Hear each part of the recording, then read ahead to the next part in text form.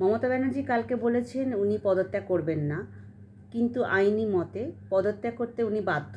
পদত্যাগ যদি নাও করেন, ওনার সময় শেষ হওয়া মাত্রই রাজ্যপাল নতুন করে বিজয়ী দলেরকে আহ্বান করবেন মন্ত্রিসভা গঠন করার জন্য। ওনার পদত্যাগ করা বা না করাতে কিছু যায় আসে না।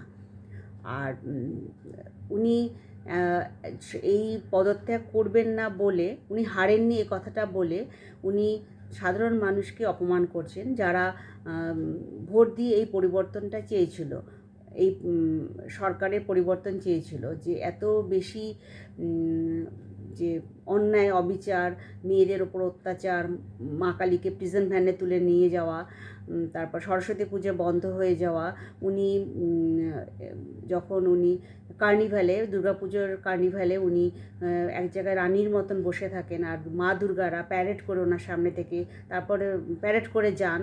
উনি চাইলে যেদিন চাইবেন সেদিন বিসর্জন হবে, মহরমের দিন মিছিলের জন্য বিসর্জন বন্ধ হবে। দীর্ঘদিন ধরে দেখে দেখে মানুষের মনের মধ্যে একটা ক্ষোভ বিতৃষ্ণা তৈরি হয়েছিল। ইনফ্যাক্ট অনুপ্রবেশের হার যেভাবে বেড়েছিল, এসআইআরের প্রতিবাদ উনি করেছেন। এসআইআরের জন্য সাধারণ জনমানুষে কোনো ক্ষোভ তৈরি হয়নি। আমরা খুশি, আমরা চাই না বাংলাদেশি রোহিঙ্গারা এসে আমাদের এখানে বসবাস করুক, আমাদের ওরাও ভোট দিক, এটা আমরা চাই না। আমরা ভারতীয়রাই ভারতীয় এই ভোটাধিকার থাকবে, রোহিঙ্গা বা বাংলাদেশিদের নয়।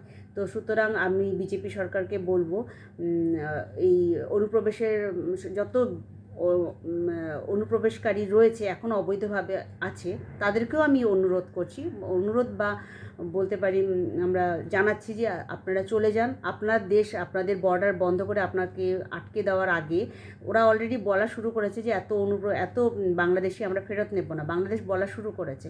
তো আপনাদের বর্ডার বন্ধ হওয়ার আগে আপনারা চলে যান, না হলে কিন্তু আপনাদের সামনে ভীষণ বিপদ আসবে। কারণ বিজেপি সরকার কখনোই একটা অনুপ্রবেশকারীকে এখানে রাখবে না, এবং আপনার দেশও আপনাকে নেবে না। তখন আপনাকে কোথায় যেতে হবে? বঙ্গোপসাগর ছাড়া কিন্তু আপনারা আর কোথাও জায়গা থাকবে না। তো সুতরাং আপনাদের দেশের গেট বন্ধ হওয়ার আগে আপনারা চলে যান। আর বিজেপি সরকারকে বলবো আমাদের ওয়েস্ট বেঙ্গলে একটা বড় ডিটেনশন ক্যাম্প বানাতে, যেখানে তাদেরকে তাদের আটকে রাখা যাবে। এবং জনসংখ্যা এত যখন বাড়ছে, সেখানে টিউবেক্টমি, ভ্যাসেক্টমি একটা প্ল্যান রাখার জন্য বলবো। এবং আমি যেহেতু নিজে একজন স্বাস্থ্যকর্মী, আমি এবং আমার সমস্ত বন্ধুরা আমরা ফ্রি শ্রম দেব এই অপারেশন থিয়েটারে। আমাদের ডিউটি আওয়ার্সের পরেও আমরা সেখানে যেতে পারি, কারণ পৃথিবীর রক্ষার জন্য, আমার দেশের রক্ষার জন্য, আমার রাজ্যের রক্ষার জন্য এটুকু আমরা করতেই পারি। ধন্যবাদ।